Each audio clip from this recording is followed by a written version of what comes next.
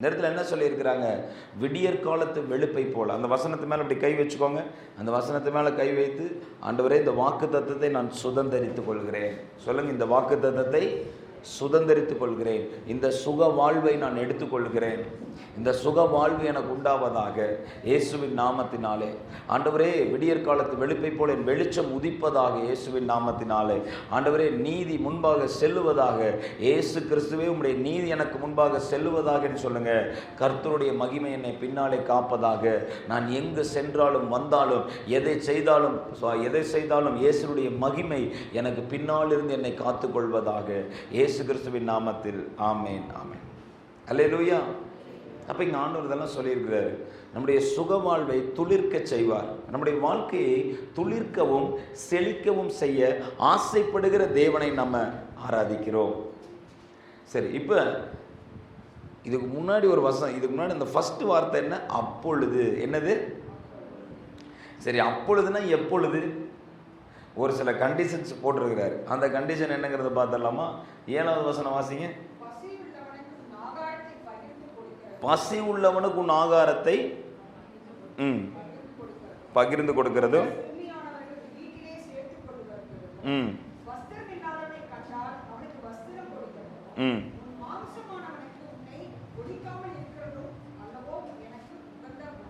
S. இந்த இடத்துல நம்ம உபவாசிக்கணும்னு சொல்கிறாரு. அதில் எது அவருக்கு பிடிச்ச உபவாசம் அப்படிங்கிறது என்ன பண்ணியிருக்காரு? அழகாக எழுதி கொடுத்துருக்காரு. ஸோ இதை நம்ம உலக பிரகாரமாகவும் பார்க்கலாம், ஆவிக்குரிய ரீதியாகவும் பார்க்கலாம். சரிங்களா? 2 கண்ணோட்டத்தில் இதை பார்க்கலாம். நீங்கள் உலக பிரகாரமாக பார்த்தீங்கன்னா, பசி உள்ளவனுக்கு உன்னுடைய ஆகாரத்தை கொடுக்குறது. ஸோ நம்ம பார்த்தீங்கன்னா, உண்மையாலுமே ஆண்டவருடைய கிருபையால் நம்முடைய சபையில் எல்லா வாரமும் நம்ம என்ன பண்ணியிருக்கிறோம்? வந்திருக்கிறவங்க யாருமே பசியோடு போகாதபடிக்கு கிராமத்துலேருந்து வருகிற ஜனங்களாகட்டும், எங்கேருந்து வந்து அவங்க திருப்தியாக சாப்பிட்டு போகும்படி ஆண்டவர் நம்ம ஆசீர்வதிச்சிருக்கிறார். ஆமென். சரி, ஓகே. இது நம்ம கொடுக்குற ஆசீர்வாதம். இன்னும் அநேகரை போஷிக்க கர்த்தர் நமக்கு உதவி செய்வார். ஸோ இந்த பசி உள்ளவனுக்கு நம்ம என்ன பண்ணுறோம்? ஆகாரத்தை கொடுக்குறோம். நீங்கள் பார்த்தீங்கன்னா, காரைக்காலில் ஒரு சபையில் பசியில்லா காரைக்கால் அப்படின்னு சொல்லிட்டு ஒரு சர்ச்சில் பசியில்லா காரைக்கால் அப்படிங்கிற பேரில் ஃபுல்லாக சமைச்சு, டெய்லியும் சமைச்சு என்ன பண்ணுறாங்களோ அதை சின்ன சின்ன பேக்கெட்ஸாக பண்ணி கொண்டு போய் காரைக்காலில் இருக்கிற ஜனங்களுக்கெல்லாம் கொடுத்துட்ருக்குறாங்க. ஸோ ரோட்டில் இருக்கிறவங்க, ஸ்ட்ரீட்ஸில் இருக்கிறவங்க, சாப்பிடாம அங்கங்கே இருக்கிறவங்க யாருமே இந்த காரைக்காலில் பசி இல்லாமல் இருக்கணும் அப்படின்னு சொல்லிட்டு அது ஒரு பிளான் சபை. அந்த சபையில் கிட்டத்தட்ட ஒரு 700 பேருக்கு மேலே இருப்பாங்க. ஒரு 10-15 கிளை சபைகள் இருக்குது. அதனால் அவங்க என்ன பண்ணுறாங்க? அம்மா உணவகம் மாதிரி ஒரு உணவகமே வச்சு செய்கிறாங்க. ஸோ கர்த்தர் என்ன பண்ணுவார்? எதிர்காலத்தில் நம்மளும் பசி இல்லாத ஒரு கிருஷ்ணகிரியை உருவாக்க ஆண்டவர் உதவி செய்வார். அல்லேலூயா. பசி இல்லாத கிருஷ்ணகிரி. ஸோ கிருஷ்ணகிரி ஜனங்களையும் போஷிக்க, அவங்களுக்கும் நல்ல ஆகாரத்தை கொடுத்து அவங்கள கர்த்தருக்குள்ளே நடத்த கர்த்தர் உதவி செய்வார். அதே போல் இன்னொரு இடத்துலையும் பார்த்தோம்னா, மத்தேயு 16வது அதிகாரம் 6வது வசனம் வாசிங்க.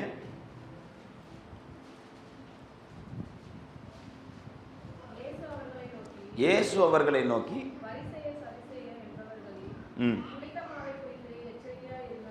இந்த பரிசேயர் சதுசேயர்களுடைய புளித்த மாவை குறித்து எச்சரிக்கையா இருங்க.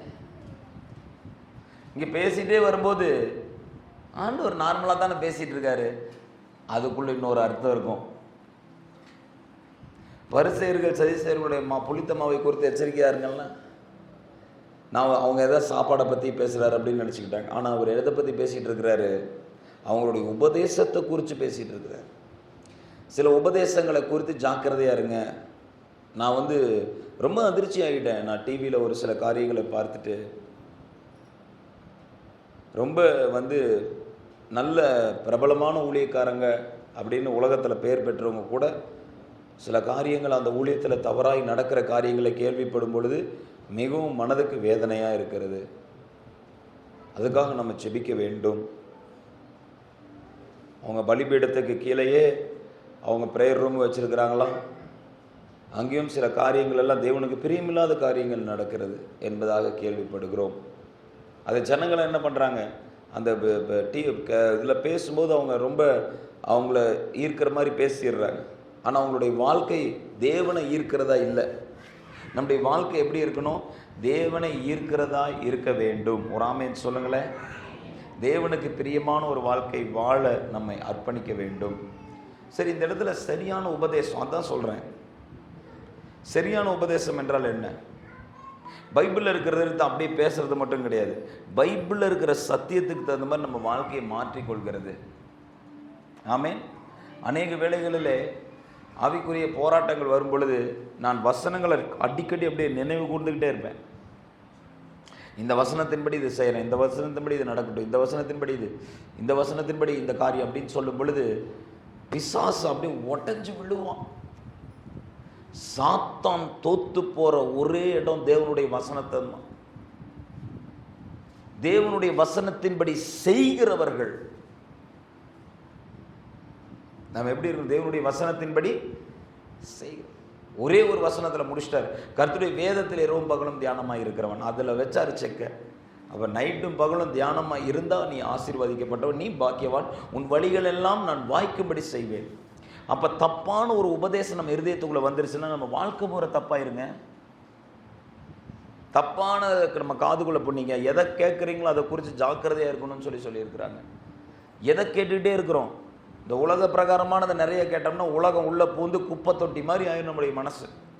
இந்த மண்டையும் குப்பை தொட்டி ஆயிரும், இருதயமும் குப்பை தொட்டி ஆயிரும். ஆனால் வேதம் சொல்லுகிறது நம் தேவனுடைய ஆலயமாக இருக்கிறோம், தேவனுடைய ஆவி தங்குகிற ஸ்தலமாக இருக்கிறோம். எனவே நம்முடைய தலையையும் நம்முடைய இருதயத்தையும் பாதுகாத்து கொள்ள வேண்டிய இந்த கடைசி நாட்களில் ரொம்ப முக்கியம். அதனால தான் நம்மளே ஜாக்கிரதைன்னு அடிக்கடி சொல்லிக் கொள்ளுங்க. ஜாக்கிரதையாக இருக்கணும் அப்படிங்கிறது. யாரை விழுங்கலாமோ வகை தேடி சுத்தி கொண்டிருக்கிறான். எந்த வகையில் எந்த பேட்டர்னில் அவங்கள தொட முடியும் அவன் எய்ம் பண்ணுறான். ஜாக்கிரதையாக இருக்கணும். அல்லேலூயா. அப்போ இந்த சரியான உபதேசத்தை நாம் அறிந்து கொள்ள வேண்டும். Right teaching, right foot. நீங்கள் பார்த்தீங்கன்னா யோசேப்பு மொத்த எகிப்து தேசத்துக்கும் ஆகாரத்தை கொடுத்தாரு. யோசேப்பு என்ன செஞ்சாரு? மொத்த எகிப்து தேசம் உலகத்தில் இருக்கிற நாடுகளுக்கு என்ன செஞ்சாரு? அப்பத்தை எடுத்து தானியத்தை சேர்த்து வச்சு தானியத்தை எல்லாத்தையும் கொடுத்தாரு. ஆனால் அது விலைக்கு தான் கொடுத்தாரு. அவர் தானியத்தை கொடுத்து தான் எகிப்தை ஃபுல்லாக பார்வோனுக்கு சொந்தமாக்கினார். இன்னும் இந்த பார்வோன் நான் பார்வோன் அப்படின்னு சொல்கிறானே, இஸ்ரேல் ஜனங்களை விடமாட்டான்னு பிடிச்சி வச்சிருக்கிறானே, அந்த எகிப்து தேசம் எப்படி அந்த பார்வோனுடைய கைக்கு வந்தது? யாரால வந்தது? பைபிளில் பாருங்க, யோசேப்புனால தான் வந்துச்சு. யோசேப்பு அந்த தானியத்தை அடுக்கி வச்சு, அதை 7 வருஷம் பஞ்ச காலத்தில் தானியத்தெல்லாம் சேர்த்து வச்சு, அந்த 7 வருஷம் செழிப்புள்ள காலத்தில் தானியத்தை சேர்த்து வச்சு, பஞ்ச காலத்தில் இதை என்ன பண்ணார்? எடுத்து ரிலீஸ் பண்ணார். அதை ஒரு ப்ராஃபிட்டாக மாற்றினார். ஆண்டவர் பாருங்க, உங்களுக்கு பிஸ்னஸ் பண்ணுறதில்ல, உங்கள் பிஸ்னஸுக்கான புதிய திட்டங்களை கொடுப்பார் ஆண்டவர்.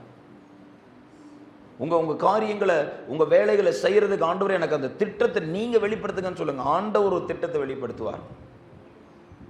ஆண்டவர் வெளிப்படுத்துகிற பிரகாரம் நீங்கள் அதை செஞ்சீங்கன்னா உங்களுக்கு ஆசீர்வாதம் கிடைக்கும்.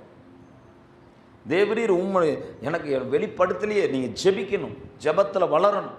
ஆண்டவர் நீங்கள் சொல்லிக் கொடுங்க இதை எப்படி முடிக்கிறதுன்னு, நீங்கள் சொல்லிக் கொடுங்க எப்படி இதை சால்வ் பண்ணுறதுன்னு, நீங்கள் எனக்கு உதவி செய்யுங்க ஆண்டவர் அப்படின்னு சொல்லி. நான் தான் சொல்கிறேனே, ஒவ்வொரு காரியத்தையும் நான் ஆண்டவர்கிட்ட கேட்பேன். ஒரு பாட்டு பாடுறதுன்னு ஆண்டவர்கிட்ட கேட்பேன், அந்நிய பாஷை ஆண்டவர்கிட்ட கேட்பேன், ஒரு ஜெபம் ஆண்டவர்கிட்ட கேட்பேன். என்ன பண்ணணும், ஏது பண்ணணும், ஒவ்வொரு காரியத்தையும் ஆண்டவர்கிட்ட கேட்கணும். அல்லேலூயா. அந்த பேட்டர்ன் என்ன, எப்படி இதில் நகர்ந்து போகிறது சொல்லுங்க ஆண்டவரே. அதான் பாருங்க, இந்த காலையில் சங்கீத பகுதி எடுத்தேன், சங்கீதம் 142. எனக்கே ஒரு புது வெளிப்பாடு. வாசிக்க அதுலேருந்து கர்த்தர் பேசுகிறாரு பாருங்க. சங்கீதக்காரன் அதுலாம்ங்கிற ஒரு குகைக்குள்ளே போயிட்டு அழுகிறாரு. வெளியில் போயிட்டு அழுக முடியல. ராஜாவா அபிஷேகம் பண்ணப்பட்ட மனுஷன் காத்து தேசத்துக்குள்ளே போய் அந்த இடத்துல பைத்தியம் மாதிரி அழுகுறார். அவன் என்ன பண்ணுறான்? அந்த ராஜா என்னங்கிறான்? இருக்கிற பைத்தியம் பத்தாதுன்னு புதுசாக ஒரு பைத்தியத்தை, இந்த பைத்தியத்தை யாரா முடிச்சுட்டு வந்ததுங்கிறான். அவனை பார்க்குறான், டே பைத்தியங்களா, அந்த பைத்தியத்தை கூட்டிகிட்டே போயிருங்க. தாவீதுக்கு எவ்வளோ மனசு கஷ்டப்படும் யோசிச்சு பாருங்க. அபிஷேகம் பண்ணப்பட்ட ராஜா, கோலியாத்தை எதிர்த்து நின்னவன் பைத்தியம் மாதிரி வாயில் நொர தள்ளி தன்னோட உயிரை காப்பாற்றிட்டு வந்துட்டான். அந்த இடத்துல புத்திசாலித்தனமாக நடந்துக்கிட்டாரு. ஆனால் அது அந்த நம்ம நம்ம நம்ம நம்ம காப்பாற்றப்பட்டுட்டோம். நம்ம செஞ்ச காரியம் நம்மளை பாதிக்கும்ல மனசை. சொல்லுங்களேன், எதிர்த்து நின்று பட்டயத்தை எடுத்து, இப்போ யார் இவன், விருத்த சேதனம் இல்லாதவன் யார் இவன் சொல்லி போகிற தாவீது அந்த இடத்துல வெக்கி குனிந்து அந்த இடத்துல அப்படியே லூசு மாதிரி நடிச்சுட்டு வந்துட்டார். சில நேரங்கள் அப்படிதான் ஒரே ஆக்ரோஷம் வரும். நம்ம கோவப்பட்டலாமா, இந்த இடத்துல நம்ம எதிர்த்து பேசிடலாமா, இந்த இடத்துல நம்ம என்னது அப்படின்றலாமா. தாவீது என்னப்பா அந்த இடத்துல அடக்குறாரு. அல்லேலூயா. அந்த ஒரு நிமிஷம் கோபத்தை அடக்கி பழகுங்க. அந்த ஒரு நிமிஷம் கோபத்தை அப்படி பொங்க விட்டுறாதீங்க. அந்த ஒரு நிமிஷம் கோபத்தை அடக்கி என்ன பண்றாரு, அதுலாம் குகைக்குள்ள வந்துட்டு கதறி அழுகிறார். ஆண்டவரே, நீங்க எனக்காக வழக்காடுங்களேன். சத்தம் போட்டு நான் அழுகிறேன். என் மனசுக்குள்ள இருக்கிற வேதனையெல்லாம் ஆண்டவரே உங்ககிட்ட நான் சொல்றேன். அதை அடக்கிட்டு வந்து ஆண்டவர்கிட்ட கொட்டிருங்க. அல்லேலூயா. ஒரு சில இடத்துல நசுக்கிறாங்க. அந்த நசுக்கிற வார்த்தைக்கு நடுவில், அந்த வேதனை நடுவில் ஓடி வந்து ஆண்டவர்கிட்ட அழுது ஜெபிச்சிருங்க. அந்த இடத்துல கோபத்தை நீங்க காமிக்க வேண்டாம். அல்லேலூயா. கர்த்தர் பார்த்துக் கொள்வார். கர்த்தர் பார்த்துக் கொள்வார். ஆமென். எல்லாவற்றையும் நல்லதுக்கு நேரம் மாற்றி விட்டுருவார் ஆண்டவர். அல்லேலூயா. எல்லா தீமையும் எனக்கு நல்லதா மாறிடும். சொல்லுங்களேன், எல்லா தீமைகளும் எனக்கு நன்மையாய் மாறிவிடும். அப்போ இந்த யோசேப்பினுடைய சகோதரர்கள்லாம் தூக்கி யோசேப்பை குழியில் போட்டாங்க. யோசேப்பு சொல்கிறாரு, சகோதரர்களே, எனக்கு தீமை செஞ்சுட்டோன்னு சொல்லி நீங்கள் என்ன பண்ணாதீங்க, ரொம்ப பிரேக் ஆகாதீங்க. அது எனக்கு கர்த்தர் நல்லதாக மாற்றிட்டார். அல்லேலூயா. அந்த தீமை வாசிங்க. ஆதியாகமம் 45வது அதிகாரம் 5வது வசனம் வாசிங்க. ஆதியாகமம் 45:5. என்னை இவ்விடத்துக்கு வரும்படி விற்று போட்டதினால் நீங்கள் சஞ்சலப்பட வேண்டாம். அது உங்களுக்கு व्यसனமாகவும் இருக்க வேண்டாம். ஜீவ ரட்சனை செய்யும்படி தேவன் முன்னாடி அனுப்பி இருக்கிறார். என்ன பண்ணி இருக்கிறாரு? ஜீவ ரட்சனைன்னு என்ன அர்த்தம்? உயிரை காப்பாற்றுகிற வேலைக்காக கர்த்தரனை அனுப்பி இருக்கிறாரு. நான் இங்கே வரலன்னா அநேகர் இறந்திருப்பாங்க. நான் இங்கே வரலன்னா பசியில் செத்துருப்பாங்க ஜனங்க. ஜீவ ரச்சனை செய்யும்படி கர்த்தரனை அனுப்பியிருக்கிறாரு. நீங்கள் வேதனைப்படாதீங்க அப்படிங்கிறார் சகோதரர்கள்ட்ட. நீங்கள் என்னை துரத்திட்டீங்கன்னு சொல்லி வேதனைப்படாதீங்க. நான் பிரயோஜனமுள்ள பாத்திரமா கர்த்தருக்கு இருக்கிறேன். அல்லேலூயா சொல்லுங்களேன். நீங்கள் உங்களை அப்படி தான் வச்சிருக்காரு ஆண்டவர். நீங்கள் அநேகர் எப்படி வேணாலும் பார்க்கலாம். கர்த்தர் உங்களை எதுக்கு வச்சிருக்காரு? அநேகரை காப்பாற்றுகிற கர்த்தருடைய கரமாக உங்களை வச்சிருக்கிறார். ஆமென். இந்த இடத்துல நம்ம எதை கொடுக்குறோம்? யோசேப்பு தானியத்தை கொடுத்தாரு. நம்ம எதை கொடுக்குறோம்? யோவான் 6வது அதிகாரம் 35வது வசனம். ஜீவ அப்பம் நானே. இயேசு என்ன சொல்லியிருக்கிறாரு? ஜீவ அப்பம். அடுத்தவங்க பிழைக்கிறதுக்கு நீ நம்ம கொடுக்குற சாப்பாடை விட நம்ம கொடுக்குற இயேசு அவங்க வாழ்க்கையவே ஆசீர்வதிப்பார். அல்லேலூயா. What we are giving to others is not only food for Jesus. இயேசுவை அள்ளி வழங்குகிறோம். நம்ம கிறிஸ்துவின் மேகம் திருச்சபையில நம்ம அள்ளி வழங்குறது இயேசுவை தான். ஆமென். எங்க போனாலும் நம்ம உயர்த்துகிறது இயேசுவின் நாமத்துல தான். இயேசுவின் நாமத்தை சொல்லும் பொழுது பிசாசுகள் அலறி ஓடுகிறது. இயேசுவின் நாமத்தை சொல்லும் பொழுது வியாதிகள் அந்த இடத்துல இருந்து மறைகிறது. அற்புதங்கள் குடும்பங்களுக்கு நடக்கிறது. நம்ம எதை கொடுக்கறதுக்கு எதை கொடுக்கிறோம்? ஜீவரட்சணையை செய்யும்படி இயேசுவின் நாமத்தை அள்ளி வழங்குகிறோம். அல்லேலூயா. பேதுரும் யோவானும் சொல்றாங்க, என்னிடத்தில் உள்ளதை உனக்கு தருகிறேன், இயேசுவின் நாமத்தை தருகிறேன். அல்லேலூயா. 2 ஃபேமிலிஸ்குள்ள பயங்கரமான சண்டை. அண்ணன் தம்பிக்குள்ள ஒரு பிரச்சனை வந்துருச்சு. அப்பா என்கிட்ட வர்றாங்க, அண்ணன் ரசிக்கப்படல, தம்பி ரசிக்கப்பட்டிருக்காரு, இப்படி எங்கள் குடும்பத்தில் இப்படிப்பட்ட ஒரு மோசமான சூழ்நிலை போயிட்டு இருக்கு, வெட்டு குத்து ரேஞ்சுக்கு போயிட மாட்டேருக்குது. அப்படி உட்காந்து ஜெபிச்சுட்டு ஆண்டவர் கொடுக்குற ஆலோசனையை அப்படியே சொன்னேன். இந்த மாதிரி பேசிடுங்க பிரதர், இந்த மாதிரி பண்ணிடுங்க பிரதர், இப்படி போயிருங்க, இப்படி இறங்கி போயிருங்க, இந்த மாதிரி பண்ணிடுங்க அப்படின்னு சொன்னது தான். அவர் உடனே அதை போய் அந்த இடத்துல சொல்லியிருக்கிறாரு. சொன்ன உடனே அங்கே இருக்கிற அந்த பிரச்சனை அப்படியே உடஞ்சிருச்சு. அல்லேலூயா. அவங்க இப்போ 2 பேரும் ஒரு அக்ரிமெண்ட்டுக்குள்ளே வந்துட்டாங்க. ஆமென். இருக்கிறத நம்ம 2 பேரும் ஷேர் பண்ணி பார்த்துக்கலாம் அப்படின்னு சொல்லி. அப்போ அந்த அந்த இடத்துல ஜீவ ரட்சனை, செய்கிற இயேசுவின் நாமத்தில் வழங்குறோம் ஆலோசனைகளை. அல்லேலூயா. எதுவுமே இந்த மண்டைக்குள்ளே வருகிற, என்னுடைய சிந்தனைக்குள்ளே வருகிற ஆலோசனைகள் அல்ல. இயேசு கிறிஸ்து ஓப்பன் பண்ணி விடுகிற ஞானம் தான் அந்த இடத்துல அற்புதத்தை கொண்டு வந்து விடுகிறது. இந்த இடத்துல உட்கார்ந்து ஜெபிக்கும் போது சகோதரன் எடுத்து சொன்னேன், மன்னிக்கிற ஒரு இருதயம் நம்ம உண்டாக வேண்டும் என்று சொல்லி, உடனே தனக்கு பிரியமில்லாத ஒரு காரியத்தை அவங்க மன்னிச்சு அவங்க ஏற்று அரவணைத்து கொண்டதுனால தற்கொலைக்கு போக வேண்டிய ஆத்மா காப்பாற்றப்பட்டிருக்கிறது. வேற ஏதாவது விபரீதமான முடிவு எடுத்துடலான் இருந்தேன், ஆனா நீங்க வந்து பேசணும்னு என் முடிவை மாத்திக்கிட்டேன் அப்படின்னு சொன்னாங்க. ஜீவரட்சணை செய்யும்படி கர்த்தர் நம்மை அழைத்திருக்கிறார். அல்லேலூயா. அதுக்கு தான் நம்ம அள்ளி வழங்குறோம். யாரு? இயேசுவை. 7வது வசனம் வாசிங்க. அதே ஆதியாகமம் 45:7.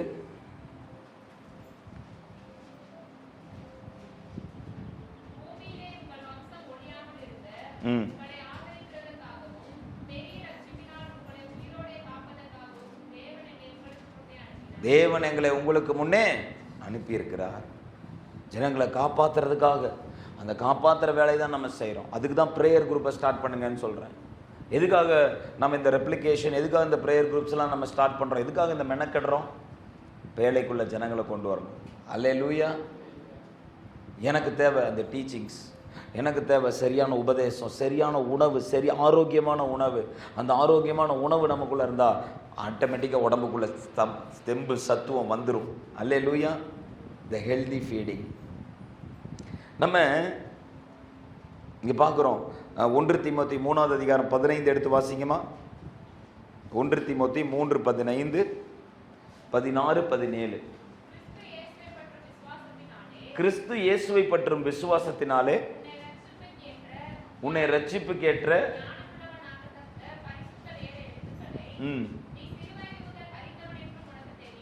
எஸ் இங்கே பாருங்க என்ன சொல்லியிருக்கிறாங்கன்னு. இல்லைப்பா 1 தீமோத்தி 3:15 இருக்குதுங்க. எஸ். தாமதி தேவனுடைய வீட்டில் நடக்க வேண்டியவைகளை நீ அறியும்படி இவைகளை உனக்கு எழுதுகிறேன். அந்த வீடு ஜீவனுள்ள தேவனுடைய சபையாய் சத்தியத்துக்கு தூணும் ஆதாரமுமாய் இருக்கிறது. தேவனுடைய வீடு சபை என்பது என்னவாய் இருக்கிறது என்று சொல்லி வேதம் சொல்லுகிறது. ஜீவனுள்ள தேவனுடைய சபையை சத்தியத்துக்கு தூணும் ஆதாரமாய் இருக்கிறது. பரலோகம் தான் உண்மை, ஏசப்பாக்கு தான் உண்மை, இயேசுதான் வழி சத்தியம் ஜீவன் என்பதற்கான சத்தியத்துக்கு ஆதாரமாய் கர்த்தர் நம்மை நிறுத்தி வச்சிருக்கிறார். ஒரு ஆமென் சொல்லுங்களேன். அதே 16வது வசனம், அன்றியும் தேவ பக்திக்குரிய ரகசியமானது யாவரும் ஒப்புக்கொள்ளும்படி மகா மேன்மை உள்ளது. தேவ பக்திக்கான ரகசியம் எப்படி இருக்குது? மகா மேன்மையுள்ள ரகசியம் நமக்கு வெளிப்படுத்தப்பட்டிருக்கிறது. என்ன அந்த ரகசியம்? தேவன் மாம்சத்திலே வானத்தையும் பூமியும் படைத்த தேவன் மாமிசத்திலே இயேசு என்கிற நாமத்தில் வெளிப்பட்டிருக்கிறார். நமக்கு சூரியனையும் சந்திரனையும் கடலையும் சந்திரனையும் சகலவற்றையும் உருவாக்கின தேவாதி தேவன் மாம்சத்தில் இயேசு கிறிஸ்து என்கிற நாமத்தில் நமக்கு வெளிப்பட்டிருக்கிறார். அல்லேலூயா. தேவன் மாம்சத்திலே வெளிப்பட்டார், ஆவியிலே நீதி உள்ளவர் என்று விளங்க பண்ணினார், தேவதூதர்களாலே காணப்பட்டார், புறஜாதிகளுக்கு பிரசங்கிக்கப்பட்டார், உலகத்திலே விசுவாசிக்கப்பட்டார், மகிமையிலே எடுத்துக்கொள்ளப்பட்டார். நம்ம புறஜாதிகளுக்குள்ள பிரசங்கிக்கிறோம், மகிமையிலே எடுத்துக்கொள்ளப்பட்ட ஆண்டவரை சொல்லுகிறோம். அல்லேலூயா. அடுத்த வசனம், அடுத்து 1 தீமோத்தேயு 2:4வது வசனம் வாசிங்க. 1 தீமோத்தேயு 2வது அதிகாரம் 4வது வசனத்தை வாசிங்க.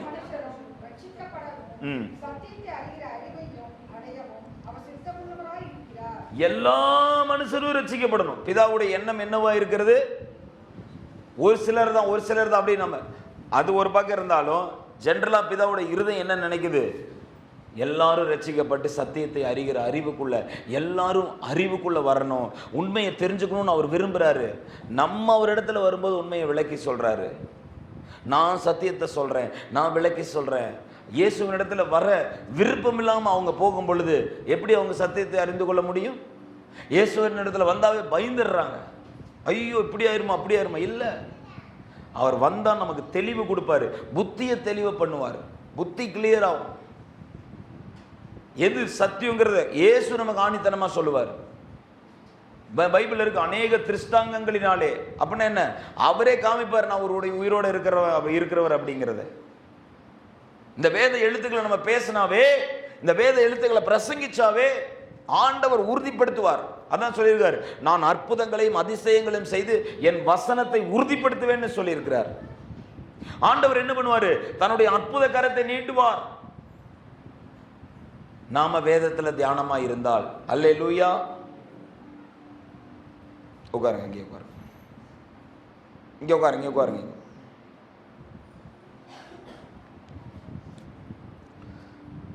Thank you Jesus. அடுத்து துரத்தப்பட்டவர்களை சேர்த்துக் கொள்வது. என்னது? துரத்தப்பட்டவர்களை சேர்த்துக் கொள்வது. துரத்தப்பட்டவர்களை சேர்த்துக் கொள்வது. இந்த இடத்துல ஒனேசிமோன்னு ஒருத்தர், பவுல் கூட, அதாவது நீங்க பீலமன்கிற புக் வாசிக்கிறீங்களே, பீலமன் ஒருத்தர் இருந்தார் பவுலுடைய நாட்கள். பீலமன் வந்து நல்ல பிஸ்னஸ் பண்றாள், நல்ல வெரி குட் பிஸ்னஸ் மேன், நல்ல செல்வந்தர்கள். பவுலுடைய ஊழியத்தில் நிறைய செல்வந்தர்கள் ரசிக்கப்பட்டிருக்கிறாங்க. நீங்க சிப்ரு தீவில் போகும்போது சிப்ரு தீவினுடைய பிரைம் மினிஸ்டர் ரசிக்கப்பட்டுருவார். அல்லேலூயா.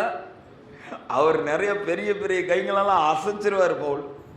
பிலிக்ஸுங்கிற ராஜா, ரோம ராஜா சொல்றாரு பவுலுடைய பிரசங்கத்தை கேட்டு, எப்பா நீ பேசுறதை கேட்டா எனக்கே அந்த பக்கம் வந்து நின்று போல் இருக்குதே அப்படிங்கிறாரு. நிறைய பிரபுகுல ராஜா, ஏகப்பட்ட ஏராளமான சபாலய தலைவர்கள் ரட்சிக்கப்பட்டிருக்கிறாங்க. பெரும் பெரும் புள்ளிகளை இயேசு அப்படியே பிடிச்சிருவார் பவுலுடைய பிரசங்கத்தில்.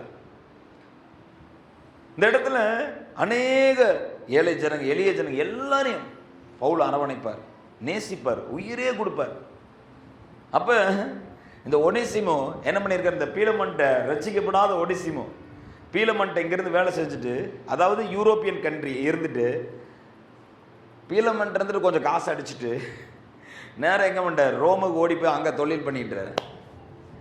எங்கது உன் பேர் விஜய் மல்லையாவா? ஒன்று இந்தியாவில் பார்த்துருக்கிறமே அப்படிங்கிற மாதிரி. நீ இந்தியன் பிஸ்னஸ் மேன் ஆச்சு, நீ எவ்வளோ பெரிய கம்பெனிக்கு ஓனரியா நீ? அங்கேருந்தெல்லாம் அடிச்சுட்டு வந்து இங்கே என்னையா பண்ணுற? அந்த பேங்க்கில் இந்த பேங்க்கில் இது வாங்கி, அந்த மாதிரி ஒனேசிமோங்கிறவன் என்ன பண்ணியிருக்கான்? பீலமன்ட்டிருந்து நிறைய அடிச்சுட்டு போய் அங்கே கடை வச்சுட்டான். அங்கே கடையை ஓப்பன் பண்ணி அங்கே நடத்திட்டு இருந்திருக்கு. அங்கே பார்த்து பவுல அங்கே ஏதோ ஃப்ராடுத்தனம் பண்ணி ஜெயிலுக்கு போயிட்டான். இங்கே ஃப்ராடு பண்ணிட்டு ஓடி போனவன் ரோமில் போய் மாட்டி ஜெயிலுக்கு போயிட்டான். நம்ம பவுல் என்ன பண்ணார்? ஊழியம் செஞ்சு ஜெயிலுக்கு போயிட்டார். இப்போ அங்கே தான் பேதுரு பவுலும் ஒனேசிமும் சந்திச்சுக்கிறாங்க. ஒனேசிமு பார்க்குறாரு பவுலை, பவுலுடைய நடவடிக்கைகள், பவுலுடைய ஜபங்கள், பவுலுடைய வாழ்க்கை பார்த்துட்டு அவரும் தன்னை ஆண்டவருக்கு அர்ப்பணிக்கிறார். அப்போ அந்த முரட்டு சுபாவம் உள்ள மனிதன், அந்த திருட்டு குணமுள்ள மனிதன் ஆண்டவரால் தொடப்பட்டு பரிசுத்தப்படுகிறான். அல்லேலூயா. ஆண்டவருடைய கரம் அவனை தொட்டு அவனை தூய்மை உள்ளவனாக மாற்றிடுச்சு. பவுல் சொல்கிறாரு, என்னுடைய சொந்த மகனை போல மாறிட்டான் இவன், என்னுடைய சொந்த, நான் பெத்த மகன் மாதிரி. அதனால் என்னங்கிறாரு பவுல், இப்போ ஒனேசிமோ வந்து ரிலீஸ் ஆகிற டைம் வந்துருச்சு. அப்போ சொல்கிறாரு, நீ என்ன பண்ண, தேவனுடைய சித்தம் என்னன்னா நீ நேராக பீலமன்ட்ட போ அப்படிங்கிறாரு. ஐயோ, பீலமன்ட்டு போனால் என்னைய இப்படி இருக்கே, ஒரு பிரச்சனை இருக்கே, என்னதையும் நான் லெட்டர் எழுதி தரேன், வாங்கிட்டு போ அப்படி. அதான் எழுதி தராரு. அதுதான் அந்த பீலமன் ஒரு லெட்ரு. அதில் சொல்லியிருப்பார், நான் அதில் லெட்டரை கொடுத்து அவனை என் சொந்த மகனை போல் பார்த்துக்கோ, அவன் என் சொந்த மகன் மாதிரி அப்படி எழுதி கொடுத்துட்டு என் சொந்த கையில் நான் எழுதி தரேன், அவனா எழுதிட்டு வந்துட்டான்னு நினச்சிக்காத. அந்த ஒனேசிம் என்ன பண்ணுறாள்? பவுல் எழுதுன மாதிரியே எழுதி பீலமன் வீட்டில் போய் இன்னும் கொஞ்சம் எடுத்துகிட்டு போயிடலான்னு நினச்சாலும் நினைப்பான்.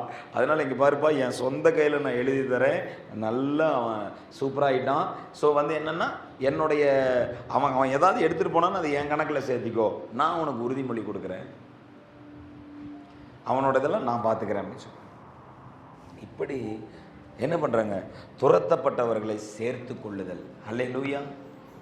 துரத்தப்பட்டவர்களை சேர்த்து கொள்ளுகிற ஊழியம்.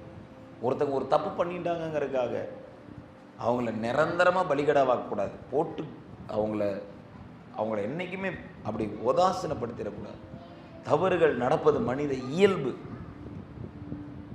தவறுகள் நடப்பது மனித இயல்பு, அது நடக்கும்.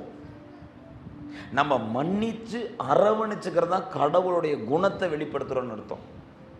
ஆமென். அந்த மன்னிக்கிற குணம் இல்லாமல் கசப்பையே வெளிப்படுத்தி இருந்தோம்னா நம்ம ரட்சிப்பின் அடையாளத்தையே இழந்து போயிட்டோமே. அந்த ரட்சிக்கப்பட்டோங்கிற அடையாளத்தை நம்ம இழக்காமல் ஜாக்கிரதையாக இருக்கணும்னா அதுக்கு முக்கியமான ஒரு குணம் என்னென்னா அந்த மன்னிக்கிற சுபாவம். அல்லேலூயா.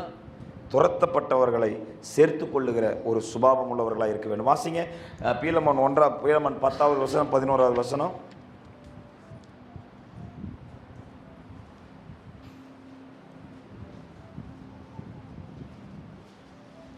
சீக்கிரம் வாசி. பீலமன் தேடிட்டு இருக்கீங்களா? தான் இங்க போட்டார் பாருங்க. என்னவென்றால், கட்டப்பட்டிருக்கையில் நான் பெற்ற என் மகனாகிய ஒனேசிமுக்காக உம்மை மன்றாடுகிறேன். பவுல், எப்பா நான் மன்றாடி கேட்டுக்கிறப்பா, அவனை சேர்த்திக்கோ அப்படிங்கிற. ஆமென். மன்றாடி கேட்டுக்கிறப்பா, என்ன சேர்த்திக்கோ. அப்ப இப்படி துரத்துண்டவர்களை சேர்த்து கொள்ளுகிற குணம். அடுத்து தேவனுடைய மகிமை. தேவனுடைய மகிமை நம்மை பின்னாலே காக்கும். ஒரு ஆமென் சொல்லுங்களேன். ஹல்லேலூயா சொல்லுங்க. வாய்களை திறந்து தேவனுடைய மகிமை சொல்லுங்க. தேவனுடைய மகிமை, தேவனுடைய மகிமை என்னை பின்னாலே காத்து கொண்டிருக்கிறது. இந்த மாத வாக்குத்தத்தத்தின்படி தேவனுடைய மகிமை என்னை பின்னால் காத்து கொண்டிருக்கிறது. கரங்களை தட்டி கர்த்தரை மகிமைப்படுத்துங்க பார்க்கலாம். Thank you Jesus.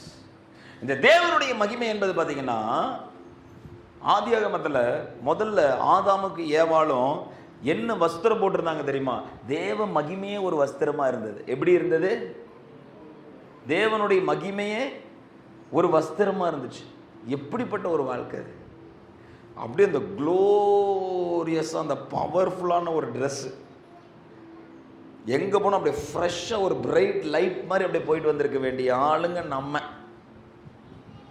இப்படி எப்படி போயிட்டு இருக்கிறோம்? 0 வாட்ஸ் மாதிரி போயிட்டு 0 வாட்ஸ் மாதிரி வந்துட்டு இருக்கு. நம்ம ஃபேஸை பார்த்தா 0 வாட்ஸ் மாதிரியே தான். ஆண்டவர் வாக்குத்தத்தத்தை கொடுத்துட்டாருன்னா தான் பிரைட்டாக இருக்கணும். 100 வாட்ஸ் மாதிரி மாறி. ஆண்டவர் பேசலைன்னா 0 வாட்ஸ், ஆண்டவர் பேசிட்டாருன்னா 100 வாட்ஸ். அப்போ இந்த இடத்துல பார்த்தீங்கன்னா அங்கே மகிமை கொடுத்தார். சரி, வெளியில் போன ஆதாமுக்கு அவனை பாவம் செய்து துரத்தப்படும் பொழுது அவர்களுக்கு தோல் உடைய போட்டு அவங்கள அனுப்பினார். ஸோ இப்படி ஆண்டவர் என்ன பண்ணார்? வஸ்திரம், ஃபர்ஸ்ட் மனுஷனுக்கு வஸ்திரத்தை உடுத்தி அவனை பாதுகாப்பாக வெளியில் அனுப்பினது ஆண்டவர் தான். சரி, அதே வஸ்திரம் நமக்கு வஸ்திரம் இல்லாதவங்க வஸ்திரம் கொடுக்கணுங்கிறப்ப இந்த யாக்கோபு என்ன செஞ்சார்? ஏசாவுடைய வஸ்திரத்தை போட்டுக்கிட்டார். என்னத்தை போட்டுக்கிட்டாரு? ஈசா ஆசீர்வதிக்கணுமப்பா, நீ போய் நல்ல சாப்பாடு எனக்கு செஞ்சுட்டு வா அப்படின்னதையும், யாக்கோபு வீட்டிலே உட்காந்து நல்லா சமைச்சிட்டு ஏசாவுடைய வஸ்திரத்தை போட்டுட்டார். அல்லேலூயா. புதிய ஏற்பாட்டில் ஆண்டவர் சொல்லி இருக்கிறாருங்க, வஸ்திரம் இல்லாமல் வரக்கூடாது தேவனுடைய ஆலயத்துக்கு. தேவனுடைய ராஜ்யத்துக்குள்ள தேவன் கொடுத்திருக்கிற அந்த ரட்சிப்பின் வஸ்திரத்தோடு போகணும். ஆமென். சபைக்குள்ள இருக்கிற எல்லாருமே எடுத்துக்கொள்ளப்படணும்னு ஆண்டவர் விரும்புகிறார். ஆனால் எப்படி இருந்தால் எடுத்துக்கொள்ளப்படுவோம்? ரட்சிப்பின் வஸ்திரம். ஒரு ஆமென் சொல்லுங்களேன். ரட்சிப்பின் வஸ்திரம் என் மேல் போடப்பட்டிருக்க வேண்டும். நான் ரட்சிக்கப்பட்டிருக்கிறேன் என்ற அடையாளத்தோடு நான் போய் நிற்க வேண்டும் ஆண்டவர்கிட்ட. ரட்சிக்கப்பட்டிருக்கிற குணத்தோடு நான் போய் நிற்க வேண்டும். ரட்சிப்பின் சால்வையோடு போய் நிற்க வேண்டும். ஆமென். அப்போ அந்த இடத்துல ஏசாவை ஆசீர்வதிச்சாரு. ஏசாவோட ட்ரெஸ்ஸை போட்டு போன யாக்கோபு என்ன பண்ணப்படுறாரு? ஆசீர்வதிக்கப்படுறாரு. அதே யோசேப்பை சிறைச்சாலையினுடைய ட்ரெஸ்ஸிலேருந்து ராஜரீகமான ட்ரெஸ்ஸுக்கு மாற்றிட்டார். அல்லேலூயா. நீ காலையில் தமிழ் சொன்னால், ஃபஸ்ட்டு நிறைய ட்ரெஸ்ஸஸ் ஷர்ட்ஸ் நிறைய வச்சுருக்கிறீங்க. எனக்கு தெரிஞ்சு நான் ஊழியத்துக்கு வரப்போ 2 சட்டை 3 சட்டை தான் வச்சுருந்தேன். ஒரு எல்லோ கலர் ஷர்ட்டு, ஒரு ஒயிட் கலர் ஷர்ட்டு, ஒரு ப்ரௌன் கலர் ஷர்ட், இவ்வளோ பிடிச்சிருக்கு எனக்கு. அதுதான் போட்டுருப்பேன். இப்போ தமிழ் பார்த்துட்டு சொல்கிறேன், என்னன்னா ஒயிட் ஷர்ட்டை இவ்வளோ வச்சுருக்கிறீங்க. அல்லேலூயா. நீங்கள் வாசிங்க ஆதியாகமம் 41 எடுத்து வாசிங்க.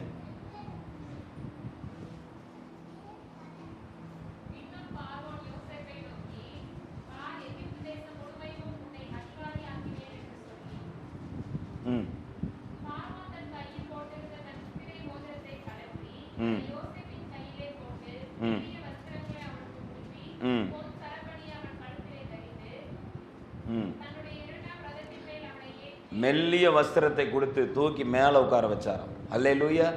ஆண்டவரோட ஆசீர்வாதம் வர்றப்ப நம்முடைய என்ன பண்ணுவோம்? நம்முடைய லுக்கை மாற்றிடுவார்.